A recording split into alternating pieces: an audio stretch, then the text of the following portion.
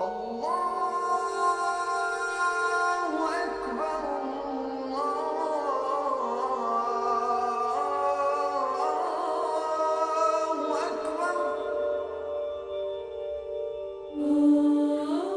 to Understanding Islam, Series 2. This week we're going to be looking at the Shia understanding of the Imams as spiritual guides. Now we need to remind ourselves first of all that the term Imam has three different uses in speaking about Islam. First of all, we have the person who leads the prayers when they meet in congregation, and there are hundreds of thousands of these people around the world.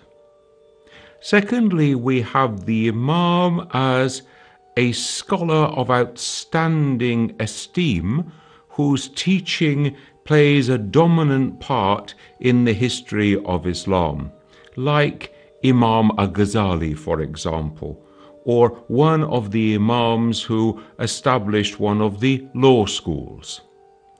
The third usage is the one that we're going to be using today, and that is the Imam, the divinely appointed leader and guide of the community in succession to the Prophet. And this is a particular Shia usage of the term, and we're going to be looking today at this question from a Shia perspective.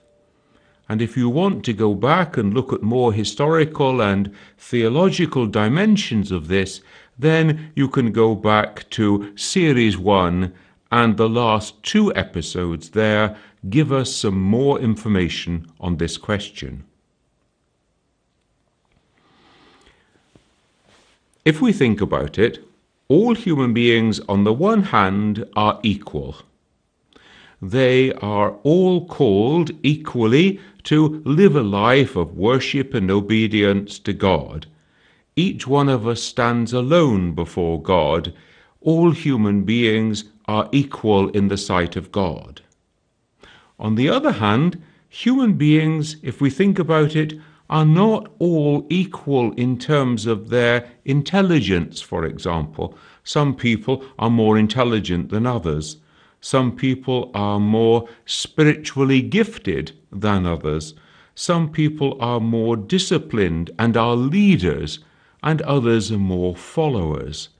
So in this sense, we can see that there are different degrees here amongst human beings.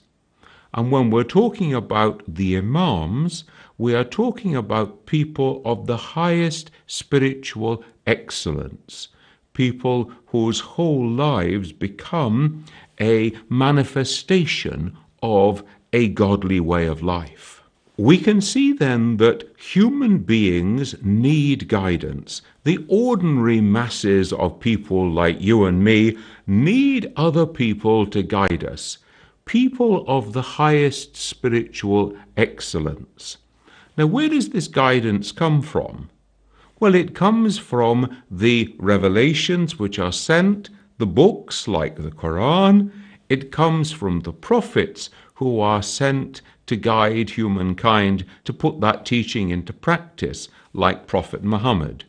And we know that from Adam until Muhammad, we have a huge chain of prophets all the way down through human history, so that to every people a prophet has been sent. Sometimes, though, the Quran refers to some of these prophets by 2 names, both prophet and imam. So, for example, Abraham is called both prophet and imam. What is the difference? Well, the Imams then are seen to be people who not only have the revelation from God, but also they are the ones who implement that in political and in practical ways within the community. Just in the same way, if we think back to the Quranic story about Moses, we know then that Moses says to God that he needs a co-worker. and his brother Aaron, Harun, is declared to be also a prophet. And he is to be the wazir. He is to be the co-worker, the minister, the one who will lead the community after Moses. In the same way, we see that Jesus gathers around him an inner circle under the leadership of Simon Peter, and that he will lead the community after the time of the prophet Jesus. Now let's take that model forward and look into the time after Prophet Muhammad. In sheer understanding, human beings need not only a guide, but an infallible guide, a guide who is sinless and without error, so that we have the presence of someone who will help us to put the teaching into practice in a perfect way, without any confusion, without any error. If we didn't have such guides, then we would necessarily go astray. And if that was the case, God would be unjust. God would fail to give us the necessary guidance to live in a godly way. So it is a logical part of the system of God's justice and mercy that God will provide sinless, infallible guides to guide the rest of humankind. Who needs them? Well, all human beings need them. The whole earth needs this kind of guidance. Therefore, in sheer understanding, from the time of Adam onwards, the earth has never been without a sinless, infallible guide to guide the masses of humankind in a godly direction, and it will continue this way until the end of human life upon earth, with the last of these Imams, the last of these spiritual guides, being Imam al-Mahdi. The Quran actually speaks about this guidance. It says you are to obey God, and then you are to obey the Prophet Muhammad, and then you are to obey those persons placed amongst you of authority. These are understood to be the Imams, and they are to lead the community after Prophet Muhammad. Where do they get this guidance from? Well, they get it from three sources. First of all, they get it from the book, from the Quran itself. Secondly, they receive the guidance, of course, through the teaching of Prophet Muhammad. But thirdly, the Imams are possessed of a guiding light, a light from God which indwells them and guides them with certainty and with surety to the right path. So it is the inner light which enables them to interpret and to give guidance based on these two earlier sources. Now, just in the same way that the prophets are without sin and without error, and are given the confidence, the assurance by their knowledge of things that the rest of us can't know, so the Imams also are without sin, without error, and have this inner assurance by the divine gift of light that they have knowledge which is unavailable to the rest of us. In sheer understanding, before God created the rest of creation, God created a light. And this light is to become the light of prophethood. And this light indwells each of the prophets from Adam down to Muhammad. And it comes to its final resting place in Muhammad. It is the light of prophethood, or the light of Muhammad, the Nur Muhammadi. But we're told also that this light separated into two parts before the creation began. And it was the second of these parts which indwelt the Imams, which comes to its final resting place in Imam Ali. Now, it was this light of God which was actually the cause and the instrument for the creation of the rest of the creation. It is God's tool, it is God's agent, which is actually the creative force. These two lights, then, are united in the womb of Fatima. Fatima is the daughter of Prophet Muhammad, and she is also the wife of Imam Ali. And therefore, when she becomes pregnant with her two sons, Hassan and Hussein, it is as though these two lights are fused into one in her womb, and the subsequent Imams then are the bearers of this fused light. And each of the Imams, subsequently Hassan, Hussein, and down through the chain, are the bearers of this inner light of knowledge. Prophets receive a special gift from God. It is the gift of revelation, or wahi. This is direct, literal revelation from God in the form of a scripture or a book.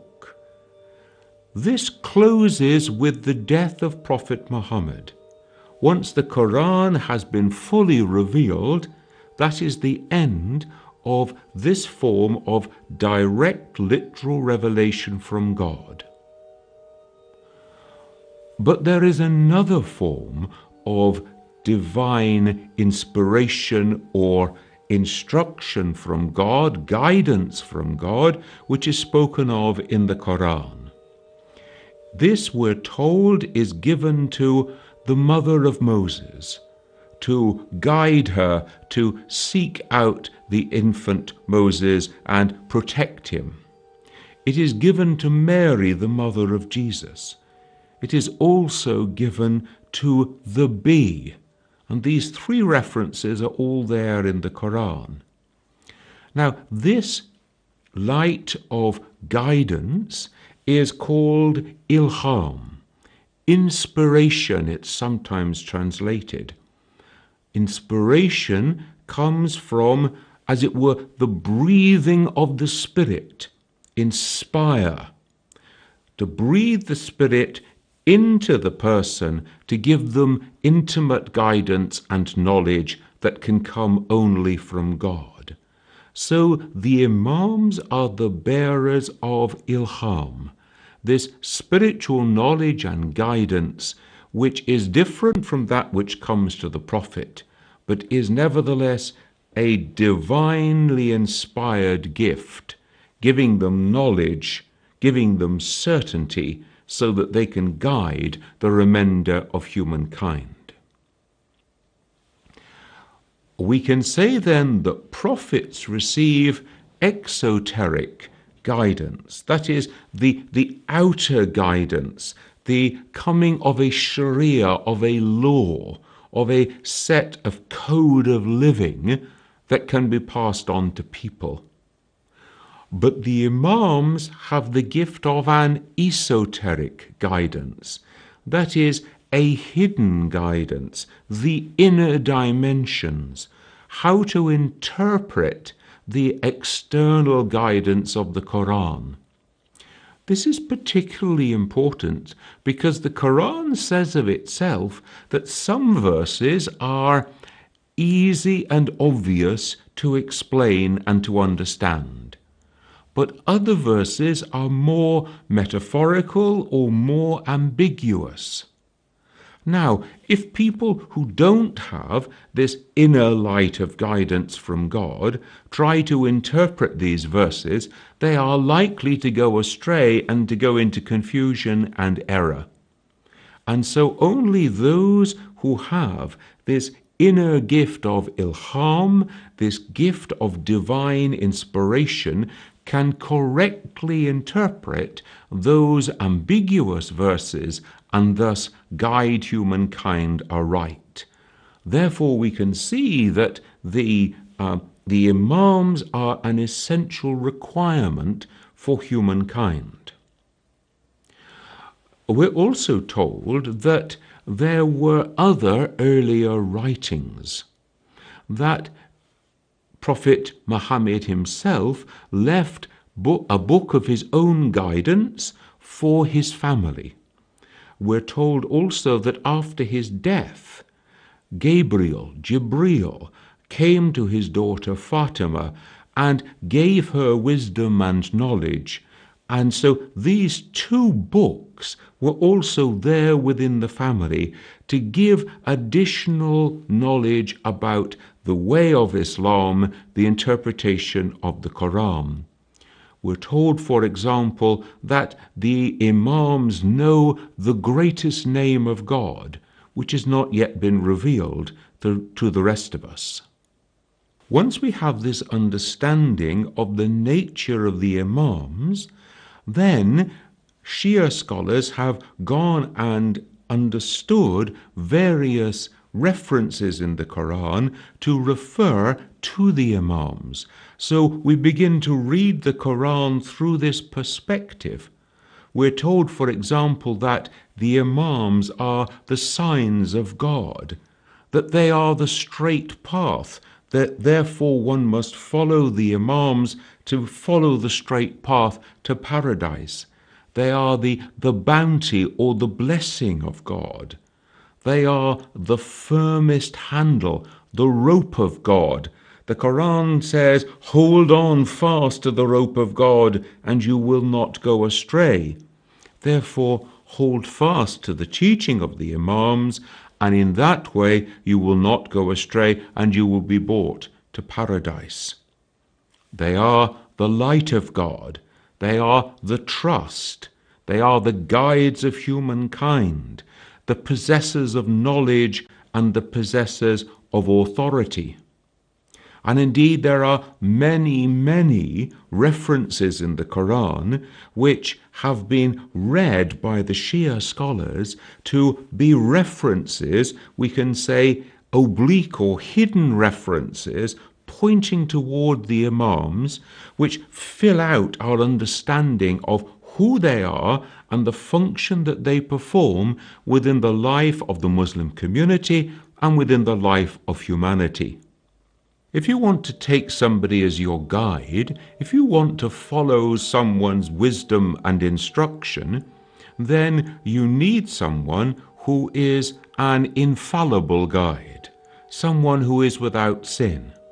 It would be a foolish person who followed a sinful guide, or somebody who merely had human knowledge. Therefore, the Imams are understood to be masum. That is, they are without sin and they are infallible, without error.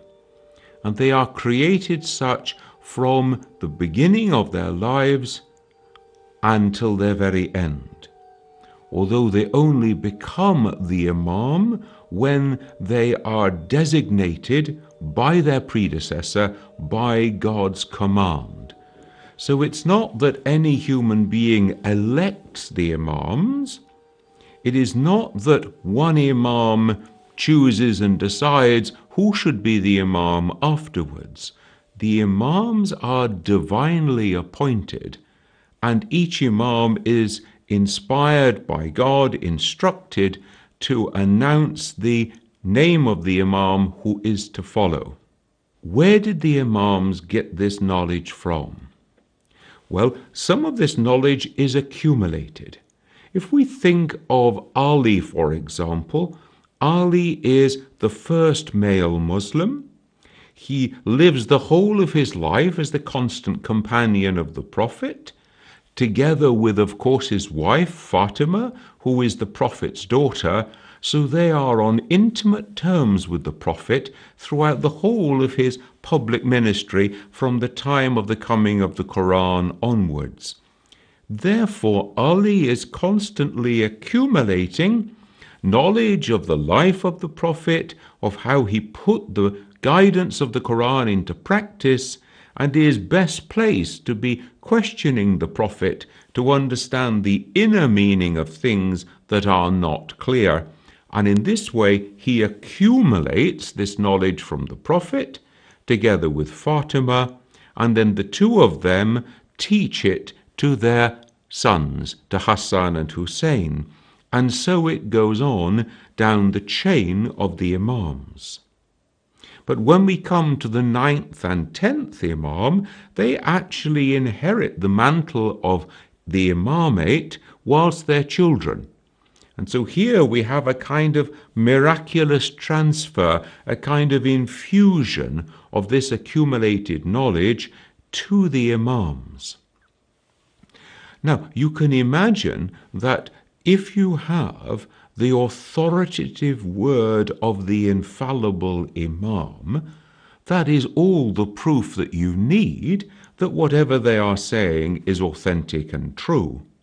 So when it comes to the hadith which are accepted within the Shia traditions, then if a hadith is affirmed and acknowledged by one of the infallible Imams, that is proof positive that it did indeed come from the Prophet himself.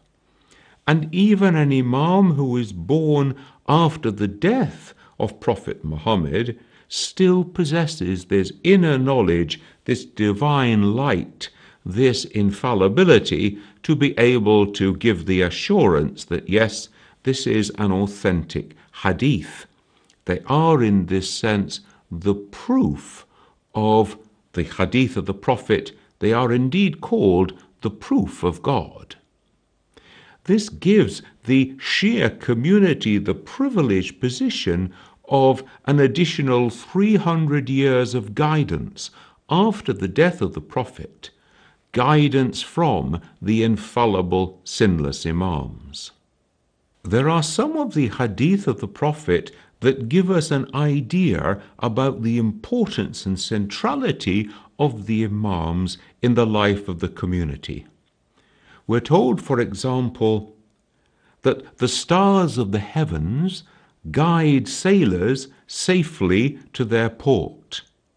And in the same way, the Imams are like stars that guide the community safely on their journey to paradise.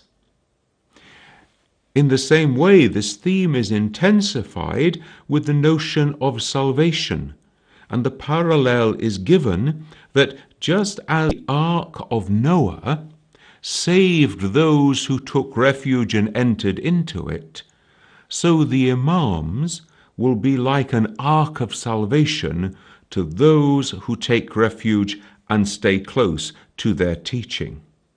Therefore, they become the vehicle of salvation and the vehicle of the forgiveness of God.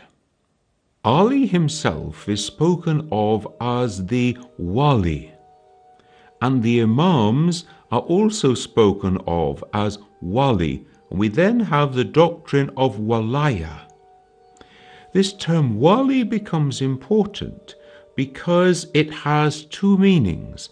It can mean the master, but also the friend. So the Imams are to be the masters, those who are to be obeyed and who are to be followed, but they also become the friends of the believers, the friends who will guide people to salvation, not only in this life. In this life, they are the channels through which the grace of God comes to the earth, comes to human beings. They are the channels for the hidden knowledge that God gives them. But also on the day of judgment, they become the friends of the believers. They intercede with God for those who have placed their trust in them. And so, as master and friend, they play an intimate part in bringing the believer safely to their destination of paradise. A crucial date in the history of understanding the Imams is the year 941, because in this year the 12th Imam goes into a total hidden existence, the greater occultation, we say. From this time onwards, he cannot be accessed by human beings for guidance. And yet he is not absent. He is not dead. He is not inactive. If the world were left without the guidance of an Imam, then it would go into chaos. So in some way that we can't really understand, the 12th Imam is still constantly exercising that function of guidance in the earth today. And the model here which is given is a useful one. We can see the sun, and then the sun disappears behind the clouds and is hidden from our sight. And yet we know that the sun is still present behind the clouds, even though we can't see the sun. And we know that the sun is still shedding the rays upon the earth, bringing warmth and bringing light, and thus enabling life to continue upon the earth. Without the presence of the sun, all life on earth would end. Without the presence of the divinely appointed Imam, human beings would necessarily go into chaos and confusion. The 12th Imam is, at this stage, the hidden Imam, but also the Imam of the present age. He serves this function today. At some future date, we know not when, he will re-emerge from his occultation, from his hidden existence, and then he will be known once again by people upon the earth. Obviously, this is something for which the Shia Muslims will pray, that God may hasten the return of Imam al-Mahdi and bring that blessed day when he will be there in our midst and people can turn to him and receive his guidance in a direct way during this period that we call the end of time, leading up to the end of the world. Join me next week when we'll be looking at the Quran as the Word of God and the place that that plays in the heart of the believer. I look forward to seeing you then.